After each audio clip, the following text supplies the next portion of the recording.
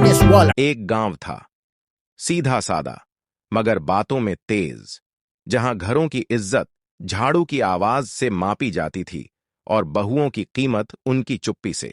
आइए शुरू करते हैं एक कहानी जहां झाड़ू सिर्फ धूल नहीं उड़ाती बल्कि रिश्तों के घमंड को भी साफ करती है। हे भगवान, ये आंगन तो ऐसा है जैसे रोज तूफान आता हो। लेकिन क्या करें, जब तक झाड़ू चलेगा तब तक घर भी चमकेगा।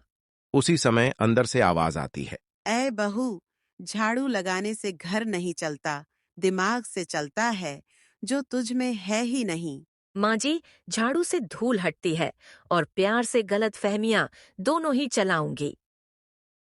बहू रसोई में खाना बना रही होती है, तभी सास नाक सिकोड़ते हुए कहती है, ये तड़का तुझसे कभी ढंग से नहीं लगेगा, तेरी माँ ने सिखाया ही क्या होगा।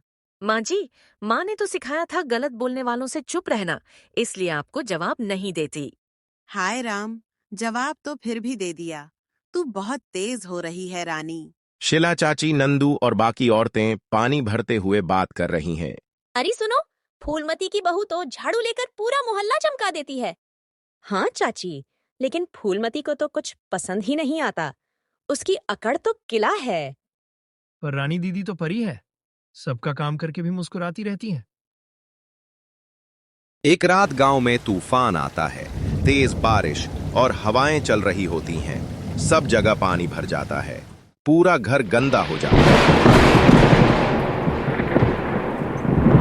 हे राम, आंगन की नाली चौक हो गई, सब पानी अंदर आ गया।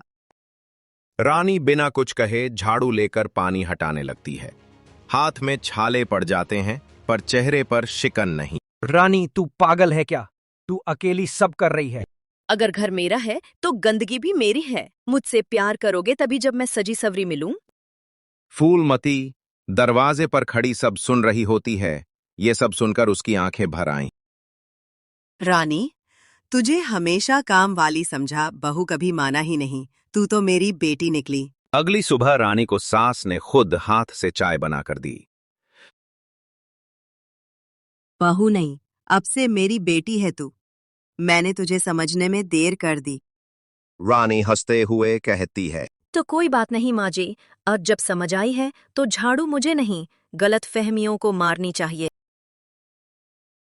अगली सुबह नंदू दीवार पर लिखता है, जहां बहू को बेटी समझा जाए वहीं सच्चा घर बसाया जाए। शीला चाची हंसते हुए कहती है, देखा, झाड़ू चलाने वाली बहू पूरे मोहल्ले की इज्जत बन गई। झाड़ू तो बस जरिया है, प्यार और समझदारी ही असली सफाई है। घर की सफाई सिर्फ झाड़ू से नहीं, रिश्तों की सच्चाई से होती है। बहू अगर समझदार हो तो सास का घमंड भी पिघल जाता है।